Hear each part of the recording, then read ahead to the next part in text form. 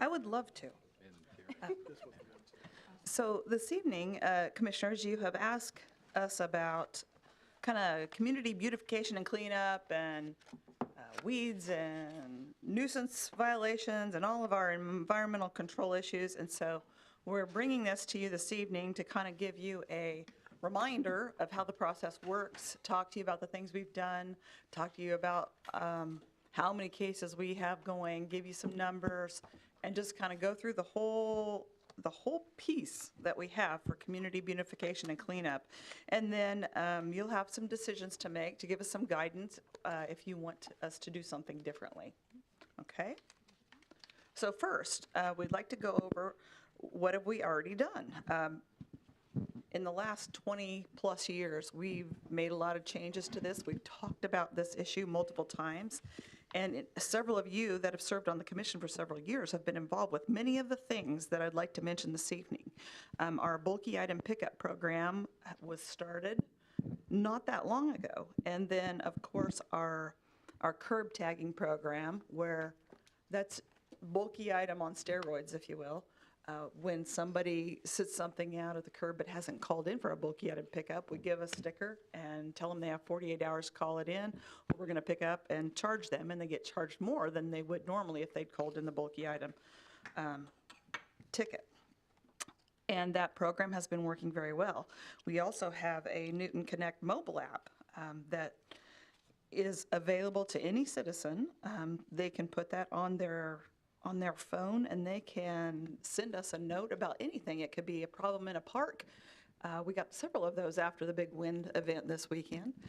It could be any type of issue that's associated with environmental control. If there's someplace that really needs to mow, if there are buildings that need attention, you can submit that. Any citizen can submit through the Newton Connect mobile app. We have multiple Pride programs where there are groups that can sign up to clean up a roadside, a creekside, or a park location. We have a picture that's shown here, pardon me, for our Creekside Pride program. The Newton Lions Club cleans up a piece of Sean Creek, I believe it is.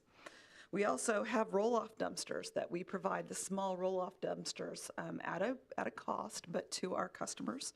Landfill coupons have been a popular item here in Newton for many years, that you can pick up 2 of those every year if you have an account with us.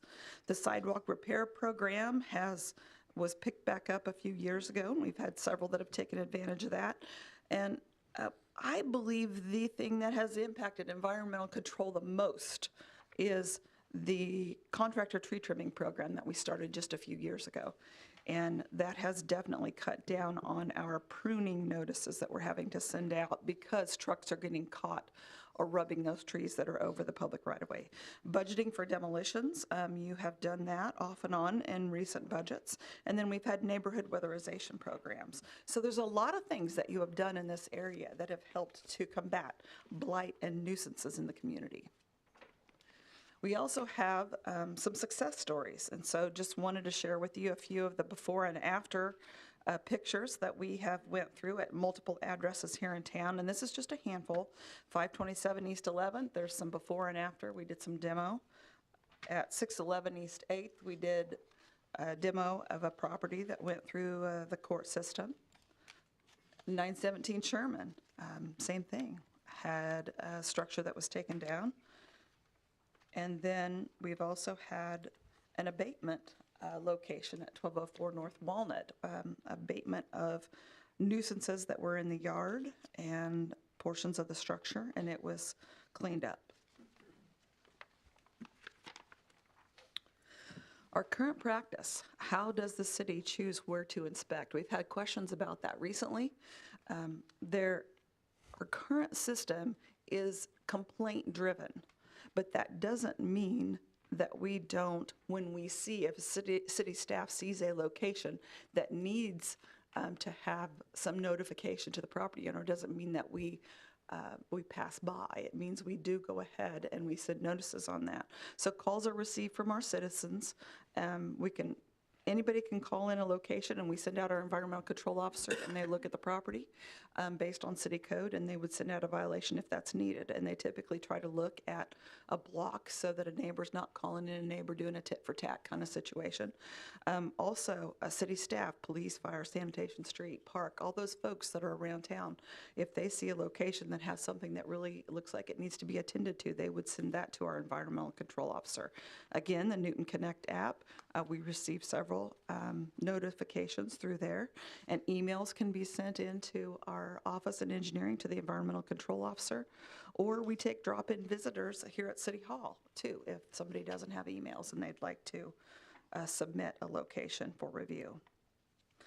Once a complaint is filed with our environmental control officer, he inspects to see if the property and the surrounding properties are in compliance with code. If those properties are in violation, the environmental control officer takes photos and prepares a notice. The property owner is then determined. We figure out who the actual property owner is, because we can't just send it out without knowing who needs to get it. And the violation notice is sent to the responsible party with a description of the violation and the time period that they need to abate the problem or remove the problem from the property. And it depends on what the issue is, whether the property owner and the renter is contacted by the environmental control officer. The ECO, the environmental control officer, visits and meets with the people on site if they have a question about the violation. We do ask that the property owner that receives it either abates the violation that is spoken of, or they call in and talk to the environmental control officer if they have a problem and they say, oh, okay, I just broke my leg, or I'm going to have surgery, I can't get to this for another few weeks. Then he would give them an extension, depending on what the situation was. So they can call and visit with Jerry if that's needed, and sometimes we give an extension if there's extenuating circumstances. He also gives them information about all these programs that I've just talked about. So, they may need to utilize the bulky item pickup program and are not aware of it, even though we put out a lot of information about these programs. He can utilize those as resources for these individuals. The sidewalk repair program, landfill coupons. Sometimes if we have someone that's new to our community, they may not know about all the programs. Or even the roll-off dumpster rentals, those kinds of things. Once the individual has abated the property, then properties are re-inspected prior to that abatement deadline or sooner, depending on when it's done. And if the violator was not given an extension and the violation is not abated, then the case is sent to municipal court. If it's abated, the case is closed and it just shows up on the books as a closed case. If it goes to court, Chris, you want to talk about the two options on where it lands? Sure. You basically have two different processes. The first is simply a complaint on a nuisance. It's no different than, infraction for driving or anything else. It's in front of the court. They have all their due process rights to challenge it.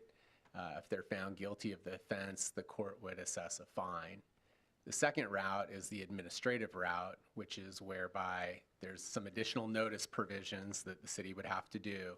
We put any landowner of interest on notice, and we get an order from the administrative hearing officer, who also serves as the Newton City Court as the judge. But in that role, she would issue an order that allows the city to go either on the property to demo it or to perform an abatement and then assess those costs against the property. And then we subsequently will file a lien against the property. Similar process for mowing, although more direct, whereby they're noticed up, we do the mowing, and then they send it over to the county and assess it against the tax rolls. Those are basically the two routes. 99% are going to be that option one, where it's a simple complaint citation. The second would be administrative, would be for a more significant matter. And I didn't put this in the presentation, but it is something that's been asked about. The process that we have in place now has not always been the process that we've utilized. Many years ago, 25 years ago, we had a beautification board, and instead of the environmental hearing process that we have today, all of these cases that were moved to court or through the process, they came before the city commission. It was lengthy. Politics came to play. People grandstanded a lot. The beautification board process was not any quicker. I believe that it was even slower than the process that we have today. So I would just try to offset the comments that you have received that said, I wish we could go back to that. I do not believe that's quicker. I also don't believe that we get the same kind of results that we would get today if we went backwards on that process. Yeah, and I think to that point, when they did that change, I remember Bob talking about it, there is a benefit of practicing attorney / judge hearing those that's aware of those due process rights and can make that decision outside of the realm of the city commission or a sub-board that you might create. I think that's the basis for the current system. Yeah, and the beautification board didn't serve as the board that heard the cases. They were just the ones that looked for any kinds of violations throughout the community. And now we have so many more avenues for submitting those kinds of complaints because it's not just a phone call. It can be an email. It can be on the app. I mean, there's multiple ways to do that. When we assess that against their property, how do we ever get paid? Yeah, I think Yeah, Suzanne's we're going to gonna get slide that. on that. Okay. Yeah. So for just a minute, I'd like you to look at some of the results from 2022 for environmental control violations. And some of the things that are still hindering Newton beautification. We've talked about this, that we have some high demo costs, and that's the bidding climate has been a little wonky since the pandemic, and I think we're starting to level out a bit more. Vacant houses and burnout properties, those are typically long and difficult to handle. We do have some inattentive landlords, and oftentimes they don't fix the things quickly. Slow to mow maintainers, so weeds sometimes get out of control. And oftentimes that's because weeds seem to hit at the same time everybody goes on vacation. And so sometimes there's a lag in getting those weeds taken care of. Parking on yards or off-street parking, you'll notice that I'm kind of listing some of those that are the higher case numbers in a year's time here. And inoperable vehicles, that is an up and down item that we've had over the years. And we are lacking in volunteer cleanup groups. The last time we talked about this, we thought there was a group that was going to be interested in helping those that could not clean up their properties, and that didn't pan out like we thought it would. And we do have more homeless camps that we are dealing with now. And that's sometimes those may occur on private property, sometimes they may be on public property. And sometimes police staff is handling those, and sometimes they have to call Public Works, and we're sending out either park crews or street crews to help remove items because of homeless camps that are in locations that possibly they should not be. Then if we look at the breakdown of those violations for the full last year, 2022, you can see where we were at. The pruning typically in the past, before we started the pruning program, was in the mid to upper 20s, I believe, and it's definitely dropped down. So I think that's a good thing. We list here what the other piece of the pie includes, and there is a bit of a catch-all there. Nuisances is also somewhat of a catch-all, but it's a pretty big item, and it's just your everyday junk or construction debris that you see in a yard. And so that kind of shows you the breakdown of 2022. Then so far in 2023, now this chart that I've shown you, let me get there, is as of July 24th. These things are changing every day, sometimes every hour. Our numbers change on these.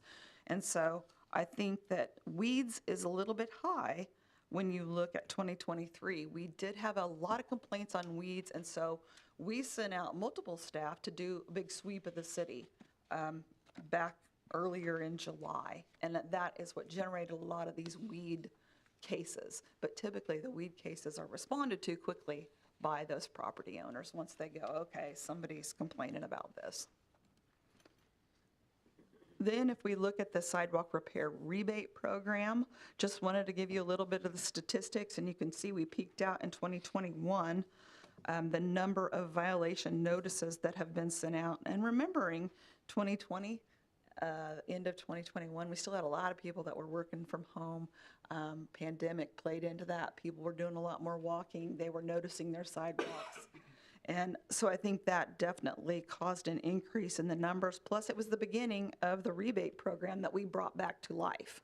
You chose to go ahead and put some money into the budget to help us with that and help the citizens with that. And so I think we had a surge of the worst sidewalks in town that were taken care of in 2020 and 2021.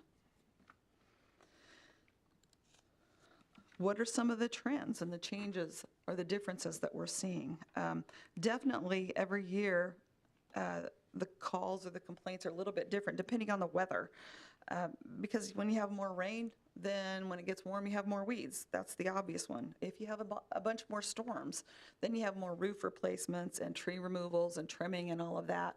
And sometimes people don't get to that quickly, and so that can generate calls. If we have paving of streets, that oftentimes will increase property cleanups. When the street gets paved, everything looks nice and new out front, then that kind of has an effect like yeast that spreads back to the house, and people will do some improvements in their yards. New ownership often creates more pride in the community, and that can be contagious as well. We do have some management companies that are buying more properties in Newton, and sometimes they respond really well, sometimes they don't. And so definitely that has an impact, and that is a trend that we're seeing, more management companies that are renting out properties.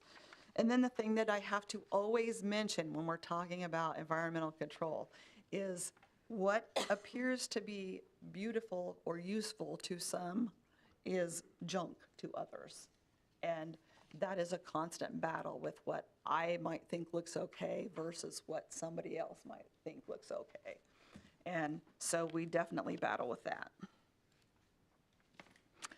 Properties that generate the most concerns. We have a bit of a list here, and so we get a lot of calls on these, but that's probably because they have been going through the system and they're being taken care of. So if you've received calls on these properties, it's probably because they are a property that they have not abated any of the violations, and we are taking them through the process. And they go through the environmental control process where we send out all of the notifications, and then they end up in the court system, and then the court takes care of those. And then they may get ordered for a demo, and at least in one of these instances, you determined that the bids were high. And so we said, we're going to revisit this at a later date, and then we ended up having some other neighbors that we are working with to try and get the property owners to possibly sell the property off. So these things take a long time because we do not want to take property rights away, but we do have to follow the law when it comes to nuisance. One of the things that is frustrating is habitual violators. And I've had several of you ask me this question. When a property is cited for a violation, how does that work? If the owner remedies the situation before or during the court process, and later they go on to repeat the violation instead of keeping their property in compliance, how does that work? Do you have to notice them up again?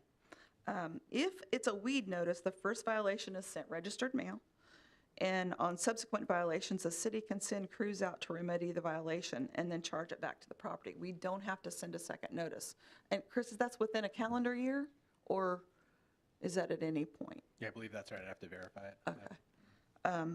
So with weeds, we don't have to notice up again, but with something else, we would. It could be that a property is very full of junk and it's in violation of code, and we could ask them to clean everything up, and they clean everything up, and then the case is closed, and then 6 months later they're doing it again, or they have a mess again. We have to then start that process over again according to how our rules and our code is set up today. Calendar year. Calendar year, okay, calendar year on weeds.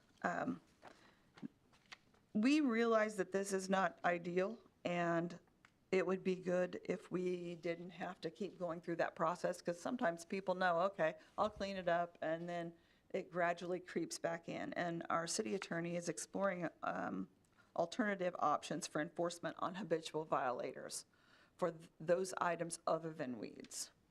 That's fair.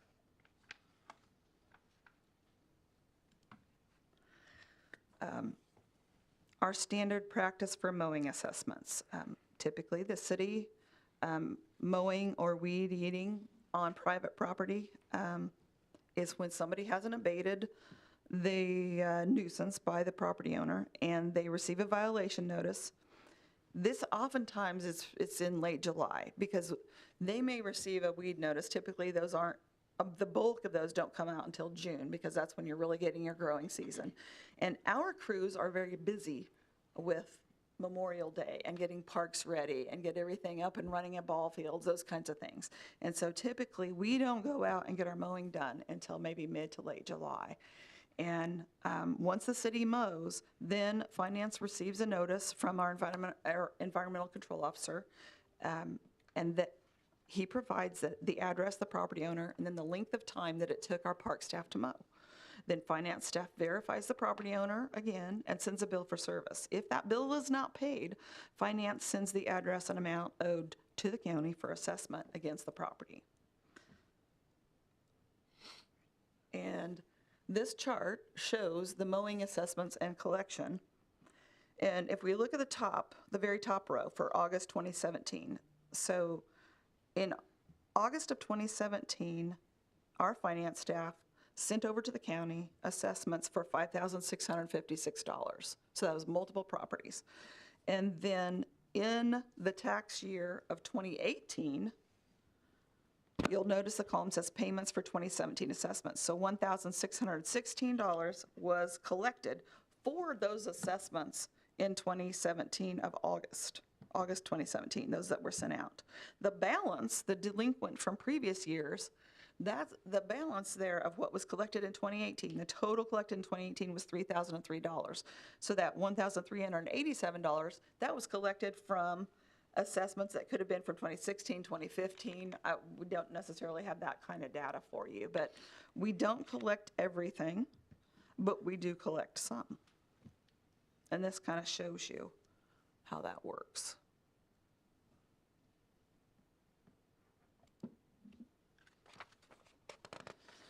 Then we also have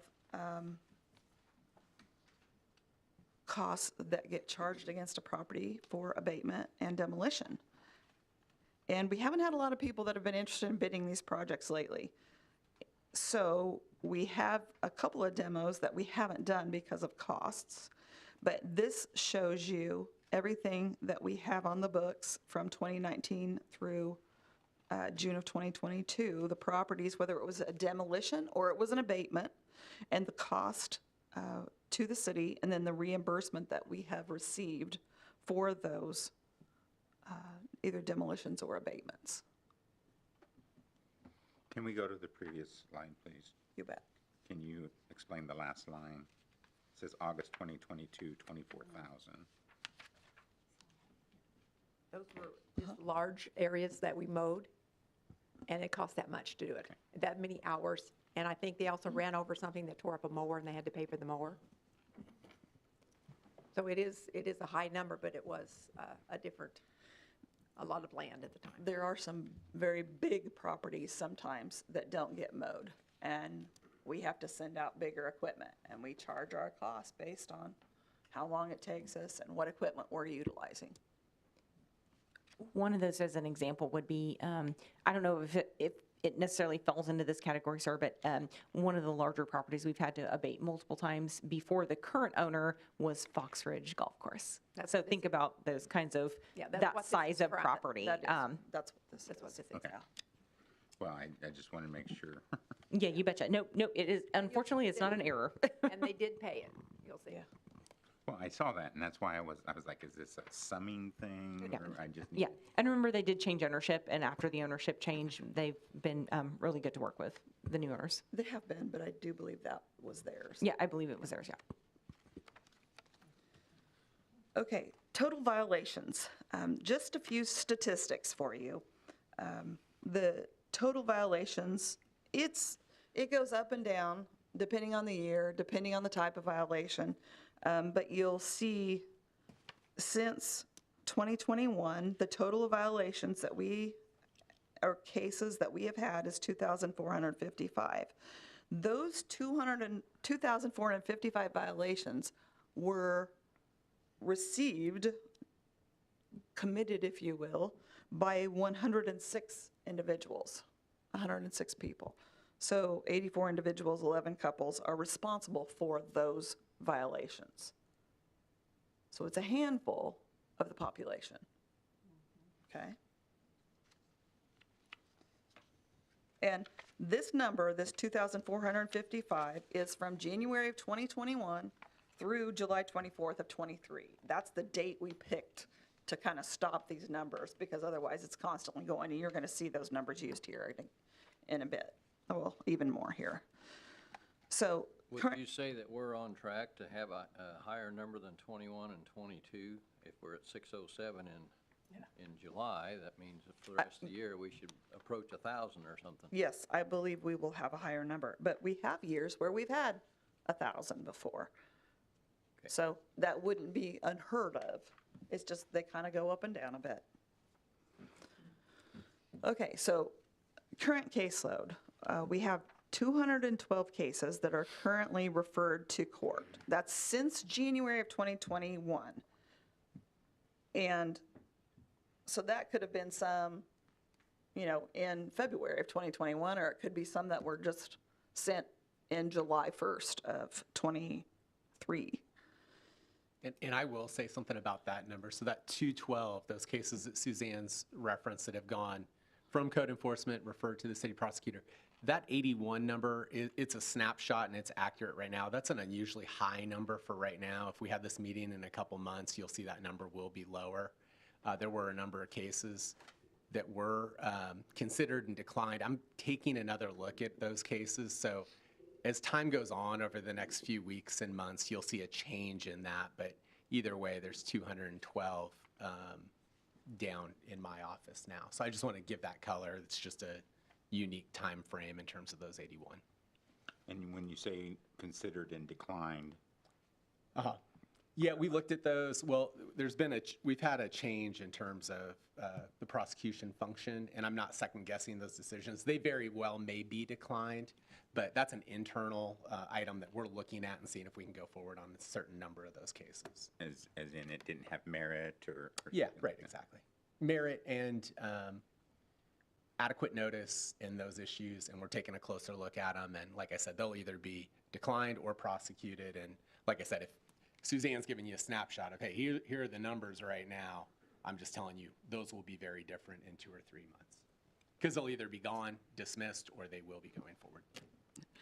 Just like those, the 240 cases as of August 3rd that were being processed by environmental control, in a few months, that number would be significantly less probably, because there's a lot of weeds. You can see there are 62 weed notices that are involved in those 240 cases, and since August 3rd, there probably have been multiples of those that have already been remedied and abated. For those 240 cases, there's 151 addresses that have the multiple different violations that you see listed here. We've tried to give you a little bit of detail on it. All of this, if you look back, the snapshot in time from January 21 to July 24th of 23, our compliance rate is at 99.91%. That's pretty good compliance rate when you look at the number of cases that we run through.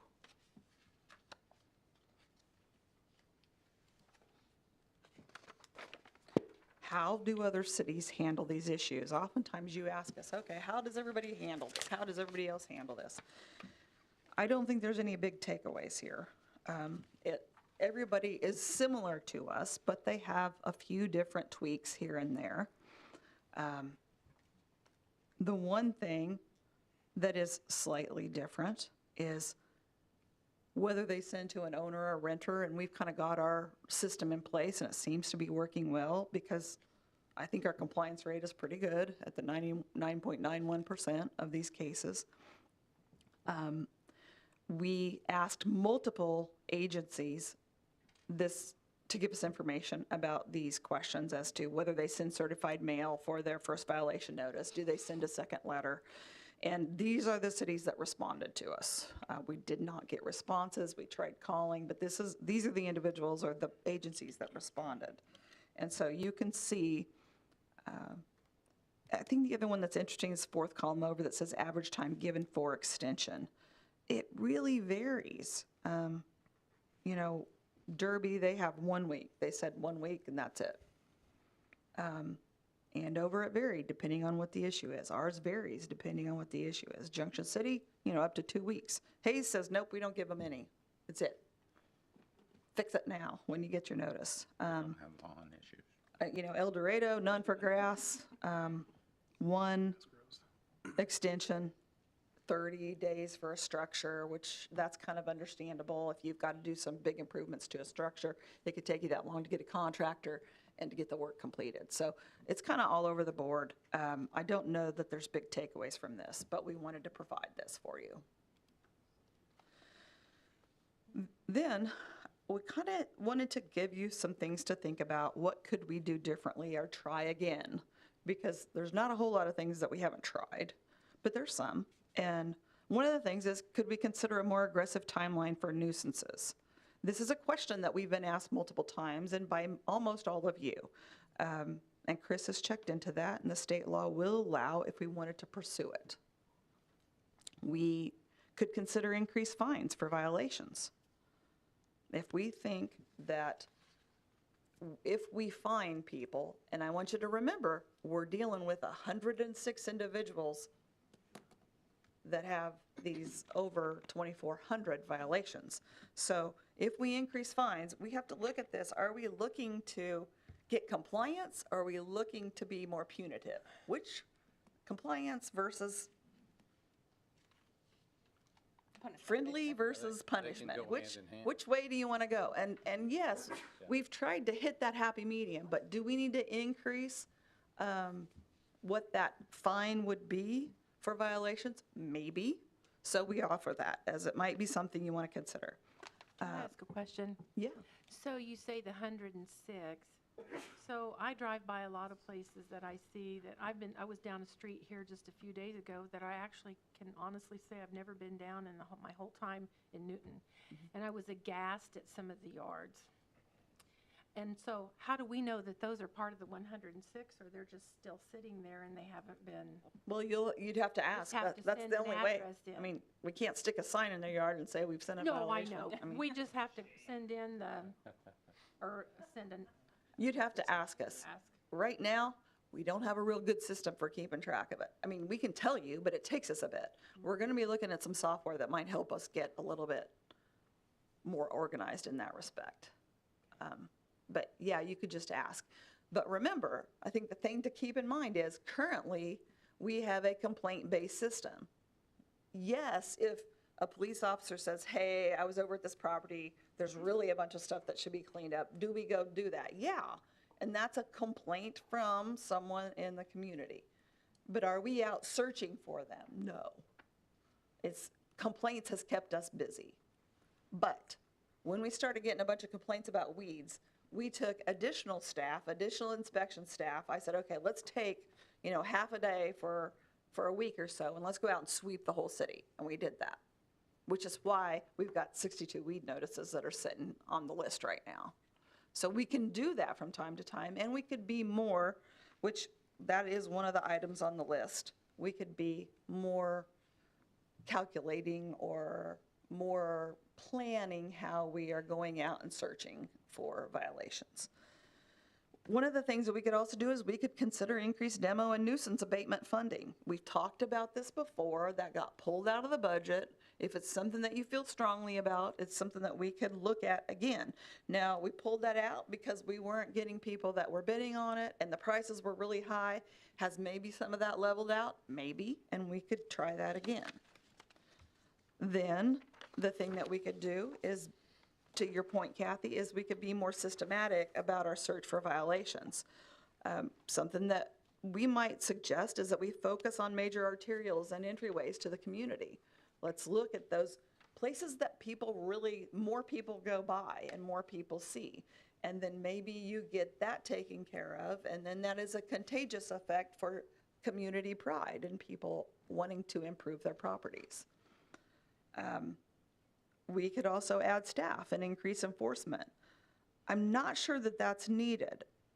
Staff, I think, would prefer that we put the funding into the abatement and the demos, and then we can do some more of this systematic approach rather than adding more staff. Then we could also look at a more targeted public education campaign with maybe a door delivery or something, if, say, specifically to people parking on yards. Because we get a lot of, that gets mentioned a lot, and so maybe we do like a door notice for, hey, in case you didn't know, you can't be parking on the grass. Do I think that will be very successful? I don't know. Our nicer letters, our nicer approach hasn't always been really successful, but we could try that. We could look at a Keep Newton Beautiful campaign. There's a lot of communities that do campaigns to try and clean up their community and get everybody in a neighborhood helping their neighbor. So those are some things that we could look at to do a little bit differently. What we'd like to get from you all is a little bit of direction about a few things. Should we systematically enforce instead of just doing complaint-driven? Do you want to fund more with this program? And if so, what do you want to fund? Do you prefer a more punitive approach, or would you like us to remain more compliance-based? And what changes do you want to see in this, if any? What's our current budget for this line item? Well, just for demolition, we were putting away $25,000 a year. This year, in '23, we are not doing that. We have pulled that, but it is in the budget for '24, $25,000. And we do have almost $50,000 sitting in the demo account right now. If we don't use it, That's then it leftover stays. funds? Yes. We transfer from the general fund to the demo reserve fund, just so those will build up and we don't lose it every year. You see it as a line item for a transfer in the engineering budget, so that if we don't use it, it goes to the pot that can be used to take care of those issues. Just for demo and abatement. Well, to me, it doesn't make as much sense to be punitive in the approach, but rather for compliance. Compliance is really what we're wanting, is to beautify the city, so. Have we sent information flyers with the water bill about no parking on lawns and such? Not specific. That could be something we could do. We could. And like, don't bury the headline, like make that the headline. And maybe we need to decide what we want to change and improve, so that goes out in the water bill, or utility bill, forgive me. Like my throat. I think I would like to see personally more aggressive timeline, and then I'm good with the systematic approach that you have, pulling other staff people off, at least at this point. But then in doing that and putting more money into abatement, looking at these environmental process comparisons and maybe seeing where we could tighten up, where we might become more aggressive. Some of these they look pretty aggressive. Does that make sense? Are you talking about a specific type of complaint, like weeds, or, I mean, maybe I'm not following. Can you Well, go back to the chart, the other sheet? Oh, Okay, yeah, hold on. I'm sorry. Here, you got it? yeah, there's just There so we go. much. Okay. Is this the one you're talking about? Yes. Okay. I mean, looking at that, what could we change that might be a little bit more aggressive, that might look at like one of these other communities that's a little bit more aggressive, and continuing to pull staff. Maybe I'm not making, I'm getting all these. No, you are. No, you are. I We're thi- just, So clear. I mean, I think at least from the court side or from the prosecution side, I mean, a lot of the delay, and you'll see that on the chart, a lot of these cases are in court. And to the mayor's point, I'm going for compliance. I'm not in it to try and get a conviction and a fine. I try and work with the folks and maybe too generous with some time in terms of it being allowed. But the goal is, if you get in compliance, the case is dismissed and we're moving on. Now, we have a whole nother issue with habitual, and it's dismissed, and now we have another problem, and we're working through that. But to the idea of compliance, that is our best route in terms of the example that Suzanne had, where you've got a problem property, neighbors are complaining about it. The homeowner had passed, had 3 heirs that had an ownership interest in the property. Former prosecutor went through, got the administrative order, got the order, okay, we can demo it, we have funds budgeted to demo it, and then the bid comes out so high. Well, we got to safeguard these public funds. What's reasonable for a residential demo? 20, 30,000 when they were, what, 6, 7, 8 a few years ago. So that's kind of the rub on the staff side. If the message is to streamline the timeline, there are things we can do on that, but we do have to find balance. A lot of these properties, sometimes there is a compelling story and there is a basis, and other times there's not. So we make judgment calls on those the best we can. Well, your number says 99.91 compliance, okay? So, But there's a timeliness component to that as well. Right. And I think that's Commissioner Valentine is, yeah, you're getting it done, but I'm seeing the same problem, a few months later. and the concern is that's the problems that are in process. How many problems aren't being addressed is the question. How many properties or? I don't know that we have a number on, and I'm maybe speaking out of turn, I don't know that we have a number on that, but I would say that, to Suzanne's point, if you see a property, I mean, typically, same with me, I can ask Jerry, throw off an address. It's typically on his radar, it's usually in the system. Maybe it's not, in which case, anyone can make a complaint and it's in the system. I don't think any of these are really surprises. When someone complains about one, I think it's pretty obvious. I mean, the timeline, I guess my question was, is from the point that a complaint is lodged, what does that timeline look like? Is it it 30 varies. days before the letter goes out? No. Oh, no. No. It'd be a day or two before it could either go out that day. I would say anywhere from that day to maybe 2 days later, depending on, if we got the complaint on a Friday afternoon, it's not going to go out till Monday. Staff isn't sitting on those. No, No. Yeah, no, I know, you're Staff just asking what the timeline. process is getting in Right. the way of best For sure. intentions. Is For what I sure. was wanting to make sure what's For sure, happening. for sure. So then the letter goes out. And the letter has how many days to comply? Depends on the, depends on the violation, depends what it is. Weeds, say, Weeds well, is weeds 5. 5, but maybe a nuisance is what, 10? Trash. And 10 days, trashy car park type. 10 days. 10 10 days. days. Okay, so they don't comply. Nothing comes back in 10 days. Walk me through this process.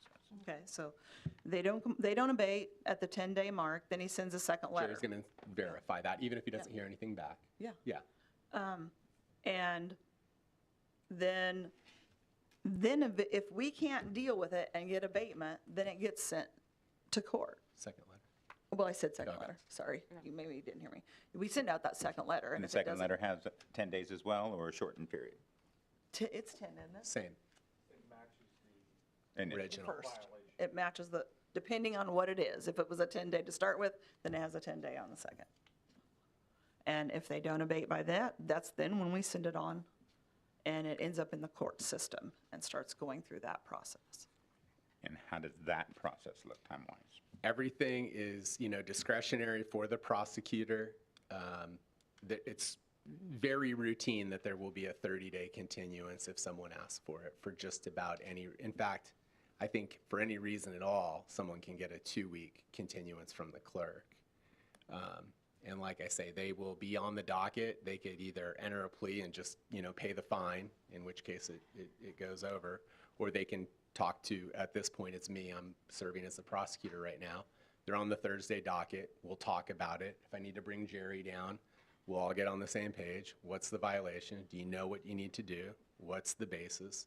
What's the reason for the continuance? And every property is a little different, every story is a little different. And So can they pay the fine but not do the abatement? well, yeah, but then we can refile. I mean, we can refile every day as a violation. We can still go through the administrative. You can't game the system by necessarily doing that unless you want to pay a fine every day in perpetuity. I don't think that's necessarily the case. I do think you have some where they will abate the problem, but then things will kind of return back. Not in a way, if I'm going to pay it and just bring it back, it's just over time, you got a nuisance again, the same property. That's the thing that, and we've been talking about this, that's the thing that if there was a way to tighten that on habitual violations, that's what I think would make a big difference to the people that are seeing the same thing at the same property, 6 months later and going, I just called about this. I don't know how creative we have to and get, Chris, but he's definitely looking at that. Right, because the outliers are the ones that take a year, Sure. or 6 months or whatever. I'm just trying to condense down, toss out the outliers, what's a typical? I think that you're going to find that the waiting time on the court side is far more than 2 10-day letters. Like Jerry's issuing his letter, and then it's in court, and they're in court longer than that, for sure. Well, and oftentimes the ones that end up in court are those that it's a demo or it's a burnout property. It needs to be demolished, and the overwhelming majority of those are a property that's in probate because somebody has passed away, and nobody's dealing with the property because either number one they can't because it's in probate, or number two, all of the heirs are trying to figure out, yay, I've inherited this mess. How do I handle it? The overwhelming majority of those, I would say. So if something's referred to court, and then they abate it, do they still pay a court fee? It depends on the facts. It's either dismissed with court costs, which is $80, or dismissed outright. Prosecutor gets discretion on that. If it's something where this was minimal, you took care of it right away, look, it's dismissed, we're good. If this is a thing, you needed 2-3 continuances, we're having to do the follow-ups, then oftentimes we'll ask for dismissal with court costs. Can go either way on that.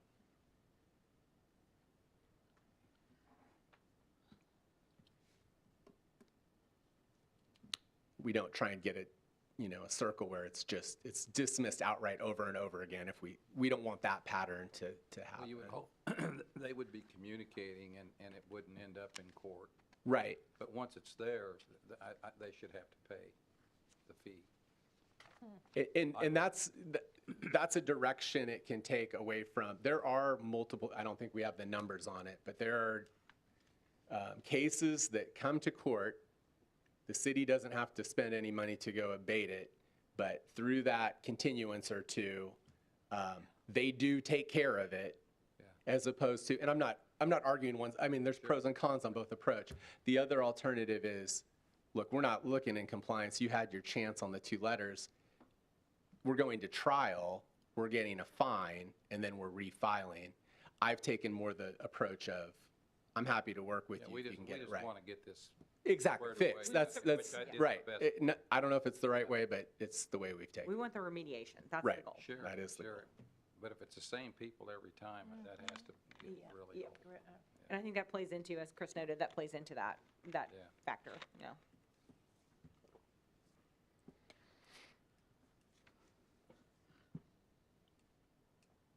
So you want direction.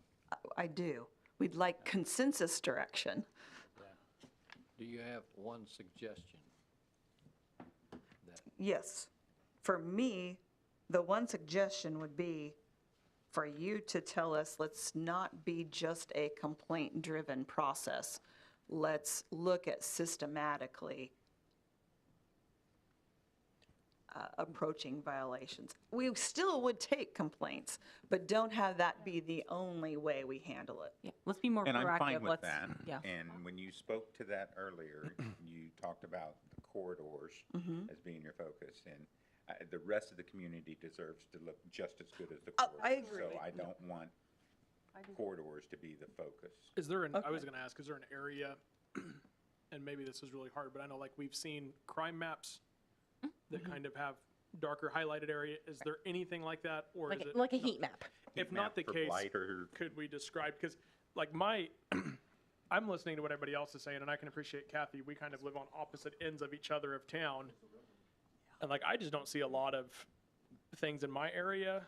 So it's hard for me to give an opinion either way. Yeah. I would trust at this point, I would trust the city's direction to say this is where we should go. I'm okay with that. I think it's I just more don't see very corridor, many things yeah. in my neighborhood. Yeah. I mean, I don't come north of First Street a whole lot. So, and I'm definitely not in the neighborhoods, then. Afraid of railroad tracks? Yeah, I Afraid of don't the want to railroad get tracks. stuck. I mean, and I'm definitely not in the neighborhoods. So, like where Kathy lives, it's she might drive to the neighborhoods more. You're on the opposite end of town to me. There's older houses in that area versus where I'm at. There's not. I mean, my house I just looked was built in '99, so there's not. I mean, the trees are hardly big enough to Sure. be a Need problem at pruning this and those point. kind of So, things. yeah. Yeah. Yeah, well, So and that's I'm okay with whatever direction. But I was just wondering, is there? I mean, is it the older areas that give us more We problems? did, several years ago, we did kind of the heat map Uh-huh. scenario to see if we were seeing any patterns. And we even did one where we looked at, okay, we're seeing a little more maybe around the middle. But I think if you look at it over time and the entire city, the bulk of those, or the higher concentration, is going to be around the railroad tracks, and then it spreads away from the tracks. That's the core area of the city. It's the older properties. Oftentimes, those are the properties that are maybe more rentals because people move away from the tracks if they can, for sleep and that kind of thing. How often do you get a complaint and you're surprised the person that you received the complaint on? I mean, it's pretty much the same. Jerry, what do you say to that? You ever surprised about? Not. The location, maybe, surprised about the location? Is that what you mean? Well, usually people have a pattern of taking care of their stuff or not. They do. And one thing that it kind of falls back to that habitual violator, and we talked about this a bit when staff was discussing it. The thing that's probably not so much surprising as it is disappointing is we may have a property where we go through a process of abatement for cleanup, and then the individual that lives at that location moves to another location, and all their stuff goes with them. So they cleaned it all up, but as they moved, then the stuff gets spread again. And Jerry will go, that's XYZ has moved here. And then we get a lot of complaints, and I know you've gotten them too, that the environmental control officer is targeting me. Oh, well, we had a joke about that. And I mean, well, I Yeah. think there's probably demographics to people that are continual violators of it. And those demographics might be, rental properties are typically higher in not mowing or stuff being stored outside or left outside for a Yeah. long time. And then I think age is another big factor in it, age Sure. of the person. Age of the I mean, I know in my neighborhood, when there's a yard tends to get a little bit higher, it's typically an older person that lives there that can't get out in the heat. And unfortunately, the only thing that doesn't grow in the heat is good grass. Weeds grow in the heat, and weeds grow tall. Sure. I thought one time I could quit watering my yard and kill my weeds. They just grew bigger. Yeah. It was before I knew it's better. grew bigger. So, So I mean, it could be younger people and older people. It could be, yeah, or, yeah. I won't say anything. Well, I have, you know where I have often said we needed to have another person, but then I know that means another person probably in legal. And because I think complaint-driven is way too much for one person, and then if you're going to be able to pull staff out on a regular basis, that's my concern. How do we clean it up I had this vision of having somebody be able to go out, put Newton on a grid, kind of like your streets, or, and be able to go out and comb these areas and find these infractions.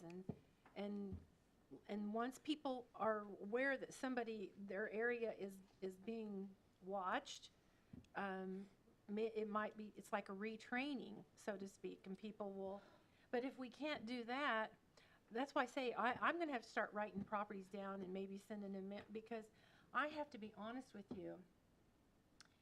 When you work with people, some that don't live here, some that do, and they tell you that they're sure glad they don't live here because our community looks like a dump, I hear this more often than I want to hear it. And I'm not trying to be critical of anything that anybody's doing, but is there more that we can do? And of course, I know some of that is going to takes more money. But I've been hearing about this ever since I became a commissioner. And I think you can tell I'm going to try to control my passions. It's been a passion of mine for a long time. And I would really like to just see, I think there are people, and I hate to say this, but it's the honest, brutal truth. There are people who simply do not care. They don't care. And whether they're repeat offenders or not, they simply do not care. They're going to do their thing, and they don't care. And my tolerance level for that is Have you, little. I can appreciate your passion. Thank you. I'm going to throw something out that just, one could postulate that if the fines or the court fees or that cost more than the actual cost of self-abatement, then maybe that would be encouragement to handle it yourself, knowing that it's going to definitely cost you more in the end if you don't. When you spoke to the other communities, did you collect data on fees and fines?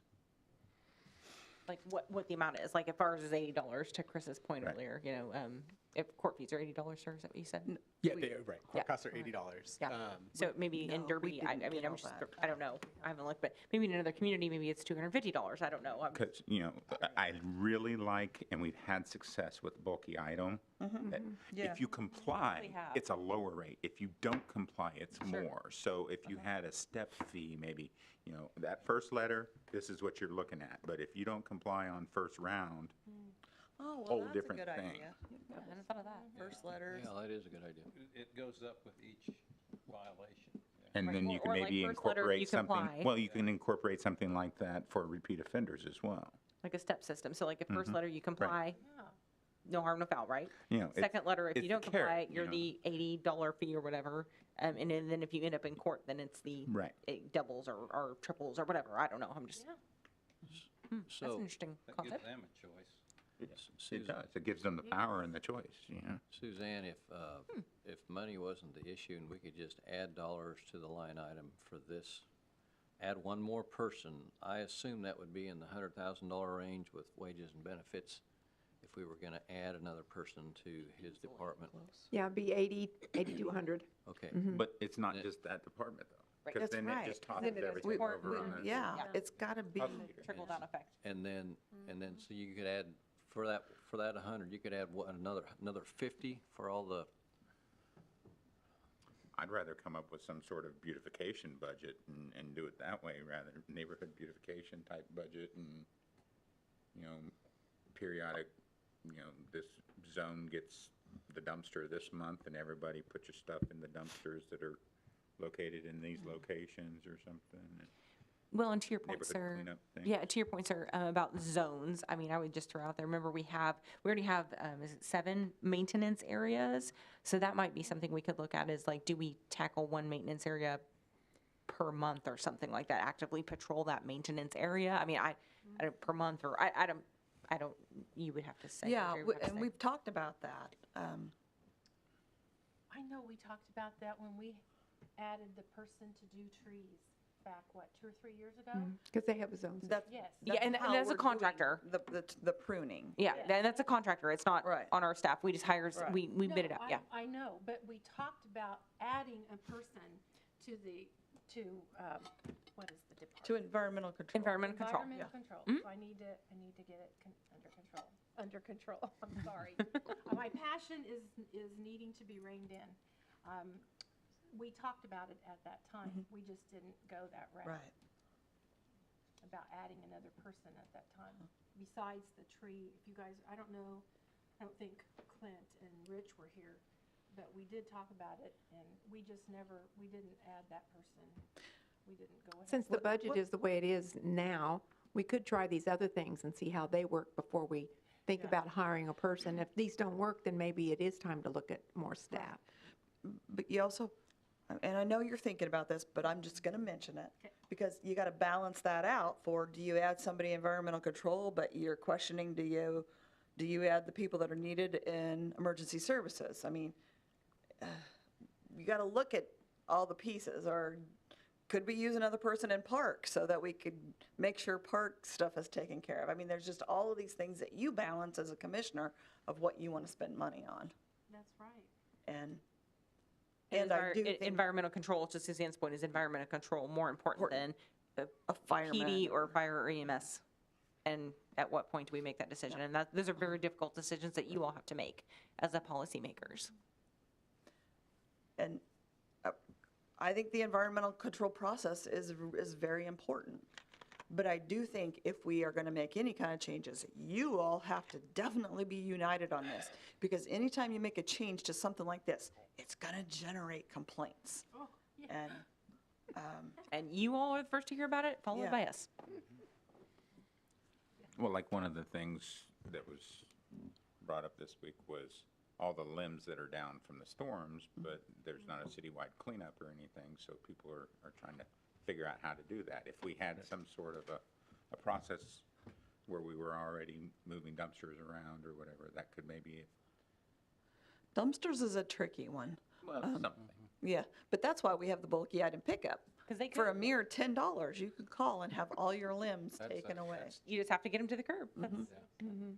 I'd rather get complaints from a violator than from a neighbor that lives next door to a habitual violator. Yeah, sure.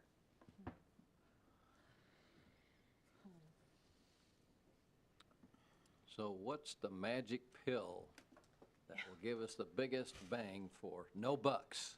Right. That- For no bucks, that- yeah. If we knew, sir, we would already have brought it to I you, know. unfortunately. I like Rich's idea that Why don't we look at a more systematic approach and review how the court fee increase, if that's something that we could do the Legally step do. Yeah, increase. I I'm don't kind know of if that's- processing it. I mean, typically the fee's not going to attach until there's a finding of guilt or an admission of guilt. But I mean, I'm with the concept. I'm just kind of thinking through how we might motivate for earlier performance. I don't have an answer right now, but I'm thinking on Well, that. you have a quick resolution already in place that doesn't go to court for mowing, right? Sure. Are there any other areas that we could apply that same logic? Well, I mean, like we have abatement for the mowing that you referred to. For obviously, we have demo. We've gone through that process. It's a money issue. You could have an abatement team. I know we've tried to bid that out where you have for like those nuisance violations where we get that order and assess those costs. I mean, it comes down to, obviously money. Well, the others have to flow through the court system because then it starts talking about property rights. Right, Property exactly, rights. right. Yeah. You have to effectuate that abatement. Kathy, on the area that you said you went into, streets you went down that you hadn't been down before, and you said the properties looked bad. Tell me what bad means when you see that. What things are wrong? Well, probably knee-high weeds, Okay. junk all over the porch, just in, and kind of in the same street up a ways, high grass, junk out in the yard. So, and I hadn't seen it before, and it just caught my, I was just aghast at it. Okay. And I saw, and some of that had a mixture of children's toys, so. Sure. Okay. Do you feel like the houses were in disrepair, like porches Some. leaning and falling off, those kinds of things? Some, but it just looked like, it was just really overall unkempt. I mean, it just looked like, it could have been better. Okay. And sometimes when you see vehicles in the yard, or not in the yard, but out in front of the house or in the driveway, you kind of come to an understanding that better could be done here. Sure, So I'll just say it that way. absolutely. Yeah. I need to go back and find that street. I asked the question just because sometimes you just want to better understand what people see and what they think doesn't look good, and what things, are there certain areas, we've tried to kind of hit the areas that we think are generating more of the complaints. I just like to ask the question. Well, I want to be patient as much as possible. I have to admit the honest truth. I am frustrated with it. No, I understand. Okay. And that's because I hear so much about it. Mm-hmm. And I try to offer up a reasonable explanation, because, you know, when you want to stand up for your community and support your community, and you want people to be here, and then when you hear people say those kinds of things, it's discouraging. It really is. When you know, and people have a tendency to think that elected officials can do just about anything. And I don't know how many times, why do you let this go on? Why, I've had those questions. So there are people who don't understand the roles of elected officials. They don't understand, and when I start telling people the processes and things, they have a hard time believing it. They just think it's an excuse. Now, that's not everybody. There are some people that are very kind to listen and understand, but then there are some who you just know when you need to end the conversation. And maybe we could do another push out of advertising of the app. So like if you are out there, you can get the app, it's free, you can download it on your phone. You can, you know, if you drive by such property, you can put in the address or the street, you know, intersection or whatever it might be. I mean, that maybe we need to do another push out of that because I mean, it's kind of one of those things, we've had it for several years now. Maybe we could do a refresher on it. Like, what can you use it for? Is it for a pothole? Is it for tall weeds? Is it, you know, for an unkempt property? Those I kinds like of it for things. bulky item pickup. Bulky item pickup. Yeah, there you go. Picture. So, Are Get people stuff picked supposed to up. have numbers on their houses too? Yeah. yes. They are supposed to, okay, because sometimes I'll drive by a place and I'll see something, and of course, I don't have my phone ready to snap a Sure. picture. Yep. But I look for the number on the house and I go, it's not there. Yeah, and that's for public safety purposes too. Remember, if there's a fire or something, we need to Yeah, be able to and respond. so and- I've gone back by to see if I can see anything, and I can't, and then mailboxes, there's something, I'm sure they have to have a number somewhere on the house. So you could say, hey, can you look at the block of High Street between 7th and 8th? And if you don't have an exact address, just tell us that block. Yep. High 'Cause we'll go Street run the whole keeps block. Some people busy, Yeah. Because we'll go home, if you report that, we'll go run the whole block. yeah. We keep Jerry busy for a week or two. That's typically what we do. Now, recently, when we've been trying to deal with the weeds, we've just been, Yeah. I just see a lot of opportunities for Boy Scouts to go paint letters on curbs. or- Agreed. Yep. Or to help clean up and everything. Well, it's a safety issue. To our point, it's a public safety issue too. Didn't you do that? It really is. Well, let If me we say only to knew a Boy Jerry, Scout troop leader. thank you for what you do. I hope you don't walk out of here, you know, thinking you felt like you just got beat up, because I don't want you to think that. he takes much worse than this. God bless him. Yes. So is that clear?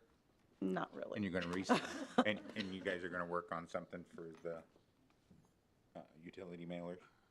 Yes. We can do that Targeted. for sure. And we all already do the Connect thing annually, so maybe we can jazz it up a bit, but we do that one. The Connect is the app she's Yeah. referring to. Yeah, the app. And Connect. It would be nice to be able to put a positive spin on this, though, where we had a group that was willing to go out and help. But we're too old for that. You're not, though, Clint. I'll have tons of time when I'm not on the commission anymore. Okay. So to wrap this up, I'm going to say what I'm hearing, that I think I'm hearing from the group. Send an insert in the water bill about no parking on grass. Look at systematically enforcing. see if there's a way to do some kind of a step increase for court fees, and Chris can review that.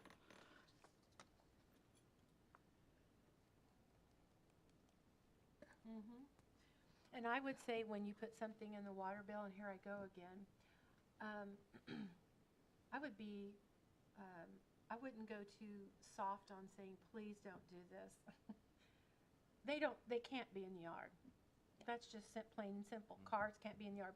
Instead of, yeah. please don't park your car in the yard, Like, it's your the car law. cannot be parked in a yard, so please remember that, or remember that. Or if there's a fine or whatever, again, there are people who are Don't gonna say do it. please. I'll put that on here. Don't say Now, please. I'm sorry, but I just find, in a work environment too, when people offend certain things and you send out the general overall email to everybody and you say, please remember, please don't do this, some people just email and they're gonna continue to. Active voice, not passive voice. Yep. Put a little dab of honey. Put it in all too, caps. So it sticks to their finger. They might see it. Are you good with it? Okay, does that Yes, yes, suffice?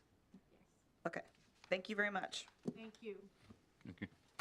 Thank you for putting this together. Well, we're going to take a little break and be back here in almost 20 minutes.